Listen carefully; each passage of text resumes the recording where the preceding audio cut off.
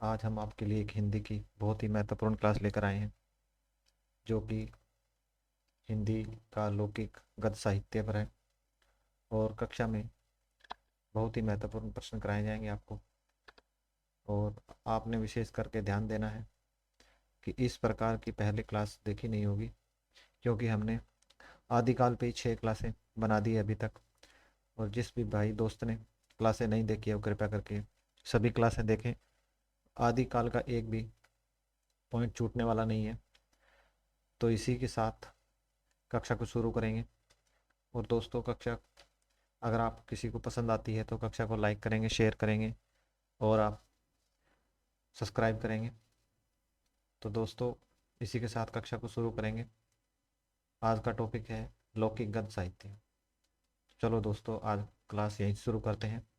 पहला ही प्रश्न है कि ढोला मारूरा दोहा रचना के रचनाकार कौन है। तो आपने बताना है कि ढोला मारूरा दोहा रचना के रचनाकार कौन है। क्या कलोल कवि हैं, या फिर कवि विद्यापति जी हैं, या मधुकर जी हैं, या फिर भट्ट केदार हैं। तो इसका जो सही उत्तर है वो दोस्तों ए रहने वाला है। और इसी के साथ हम इसके उत्तर पे चलेंगे। उत्तर जो है इसका ए था। और नोट क्या है कि ये जो रचना है इसकी भाषा शैली डिंगल है और यह एक प्रेम काव्य है। और दोस्तों, यह जो दोहा रस से परिपूर्ण है। तो इस प्रकार ये इसकी एक महत्वपूर्ण जानकारी आपको प्रदान की गई। और दोस्तों, इससे आगे बढ़ेंगे तो अगला प्रश्न है कि ढोला मारूरा दोहा नायक और नायिका कौन है। तो आपने बताना है कि ढोला मारूरा दोहा जो रचना है उसके नायक नायिका कौन है। तो राजकुमार ढोला और राजकुमारी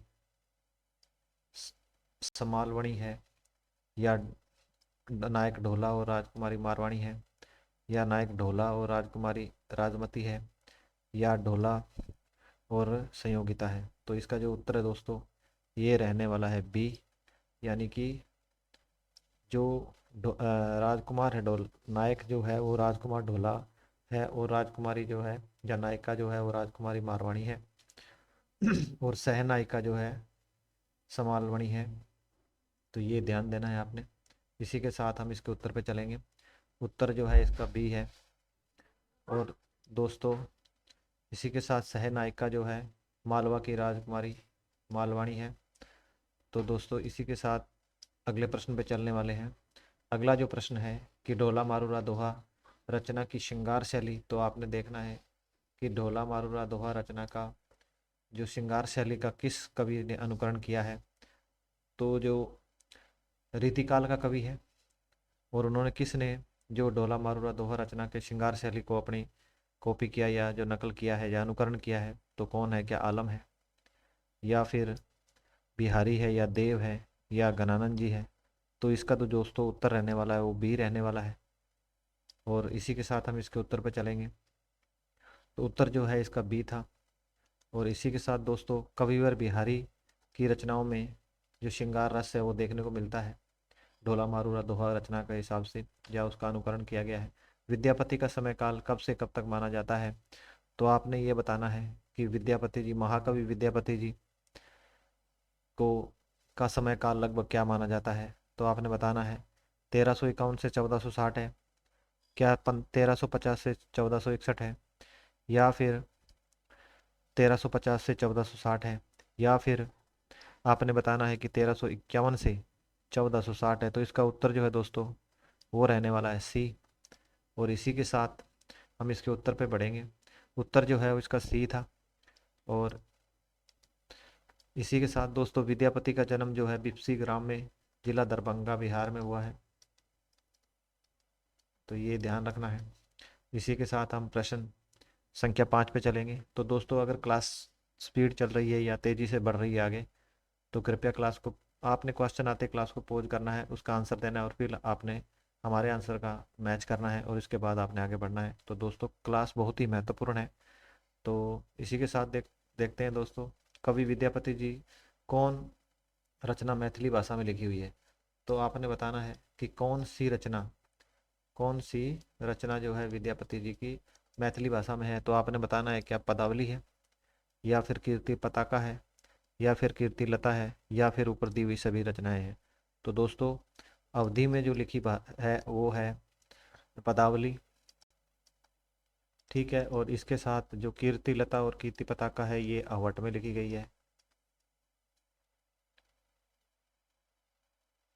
ठीक है। तो इसी के साथ हम इसके उत्तर पे चलेंगे।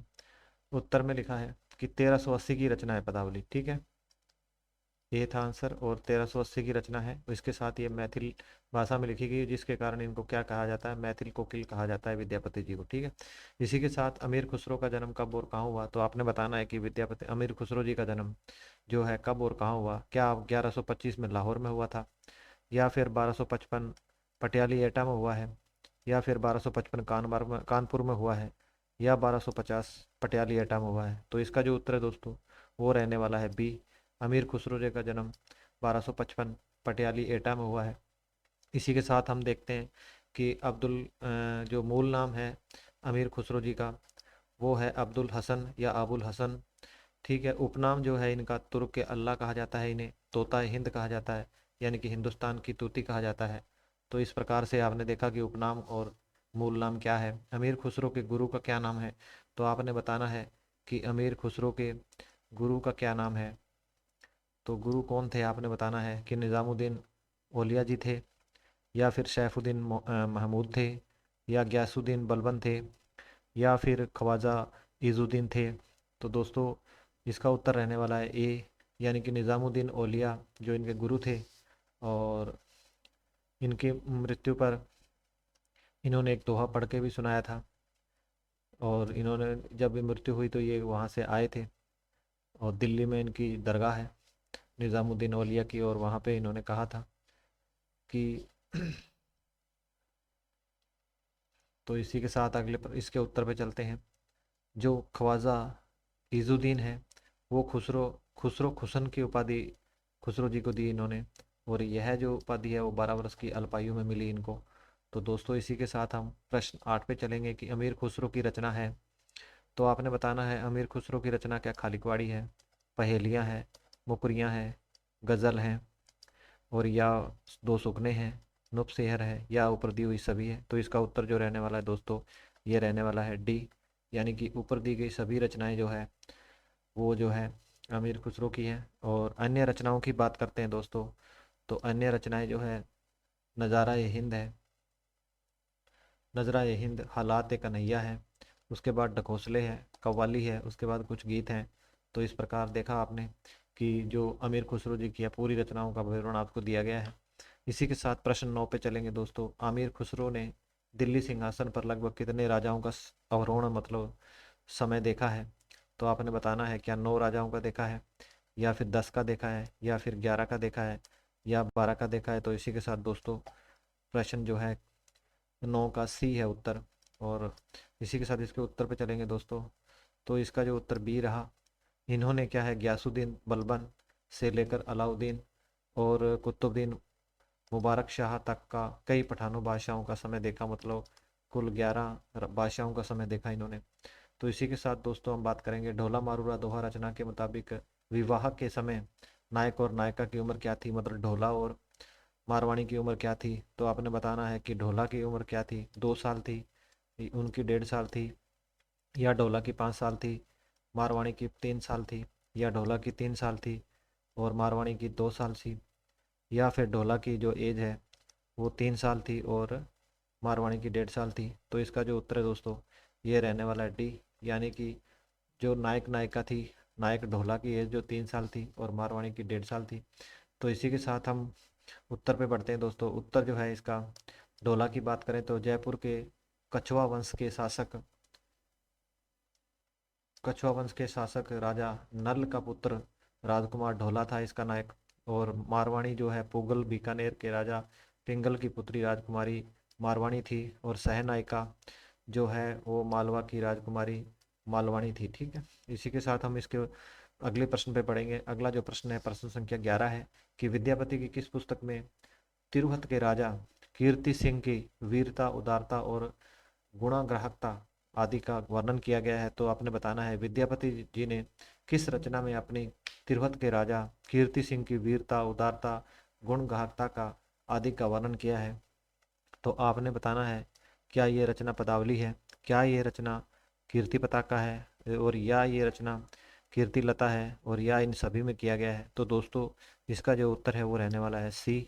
तो इसी के साथ हम इसके उत्तर पे चलेंगे एक बार। तो उत्तर में लिखा है कि जो पदावली रचना है वो मैथिली भाषा में लिखी गई है, और इसी के साथ दोस्तों जो इस रचना के कारण क्या है, इनको मैथिल कोकिल भी कहा गया है, क्योंकि मैथिली भाषा में लिखी है, अच्छी लिखते हैं इसीलिए। कीर्ति लता और कीर्ति पताका क्या है, अवहट भाषा में है। तो इसी के साथ दोस्तों हम आगे बढ़ेंगे। अगला ही जो प्रश्न है वो 12 नंबर क्या है कि विद्यापति को कितनी उपाधियां मिली थी। आपने बताना है कि विद्यापति जी को कितनी उपाधियां दी गई थी। तो दोस्तों आपने बताना है कि 15 उपाधियां दी गई थी, या 16 दी गई थी, या फिर 17 दी गई थी, और या 18 दी गई थी। तो इसी के साथ उत्तर जो है वो रहने वाला है 16, यानी कि बी। तो इसी के साथ दोस्तों हम आगे बढ़ेंगे। इसका उत्तर में दिया है कि बी इसका आंसर है, यानी कि बी था 16। तो इसी के साथ उपाधियां देखो इसको क्या क्या मिली है इनको, कि अभिनव की है, 10 विधान की है, नव कवि शेखर की है, उसके बाद कंठाहार की है, कवि है, उसके बाद कवि शेखर है, सरस कवि है, खेलन कवि है, देखो सुकवि है, महाराज पंडित है, राज पंडित है, कवि रतन है, कवि कंठाहार है, कविवर है, सुकवि है, सुकवि कंठाहार है, और कवि रंजक है। तो इस प्रकार हमने देखा कि किस प्रकार जो है 16 उपाधियां दी गई है विद्यापति जी को। तो इसी के साथ दोस्तों हम आगे बढ़ेंगे। प्रश्न जो है 13, वो रणमल छंद किस की रचना है। तो आपने बताना है कि जो रणमल छंद रचना है वो किस राइटर की है। तो इस रचना में आपने बताना है क्या अज्ञात कवि, अज्ञात मतलब जिसका कवि पता नहीं है वो अज्ञात है, अननोन है मतलब, श्रीधर पाठक है क्या, क्या श्रीधर व्यास है इसके, या केदार भट्ट केदार हैं, और या मधुकर कवि है। तो इसका जो उत्तर है वो बी रहने वाला दोस्तों, यानी कि बी श्रीधर व्यास है। इसी के साथ हम इसके उत्तर पे चलेंगे। इसका उत्तर जो था वो तो बी था। और इसी के साथ दोस्तों हम देखते हैं कि 1454 की ये रचना है, 70 छंद है इसके अंदर, और ईडर के राठौड़ राजा रणमल के द्वारा पाटन के सूबेदार जफर खां के विरुद्ध प्राप्त की विजय का वर्णन जो है वर्णन किया गया है। तो दोस्तों इस प्रकार हमने इसका उत्तर देखा कि जो रणमल छंद रचना के बारे में। तो आगे प्रश्न 14 है कि अमीर खुसरो ने गयासुद्दीन तुगलक के पुत्र को भाषा का ज्ञान देने के लिए कौन सी रचना लिखी थी।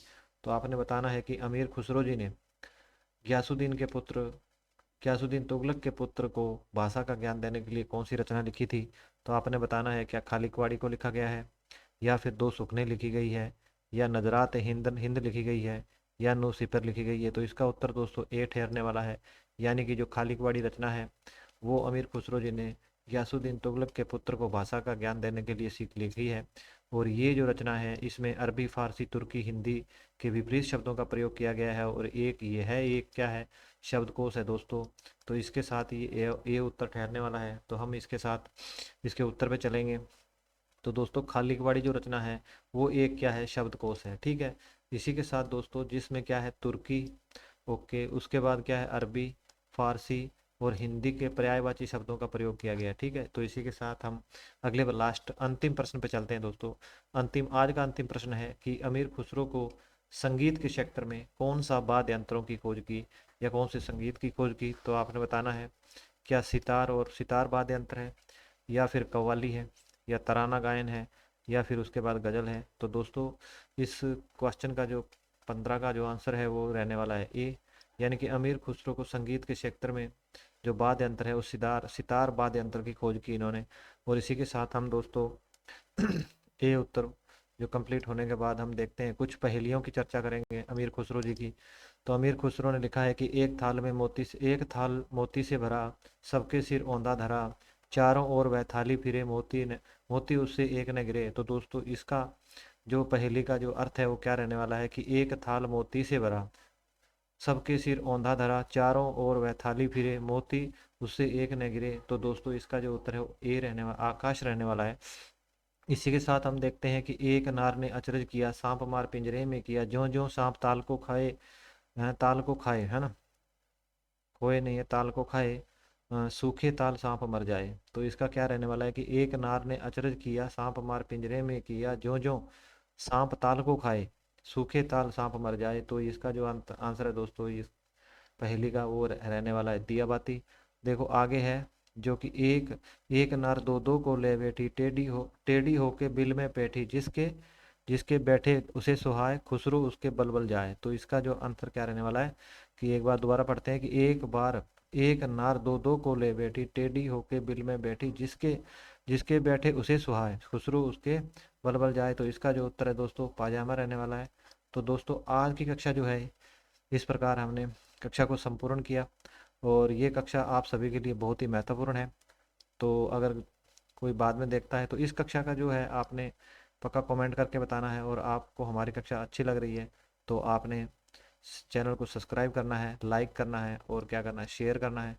तो दोस्तों अगर किसी भी प्रकार की आपको कक्षा में कोई कमी महसूस हो रही है तो आपने हमारे क्लास के जो है कमेंट सेक्शन में लिख के बताना है। और अगर क्लास कोई विशेष क्लास आपको चाहिए जो कोई समझ में नहीं आ रही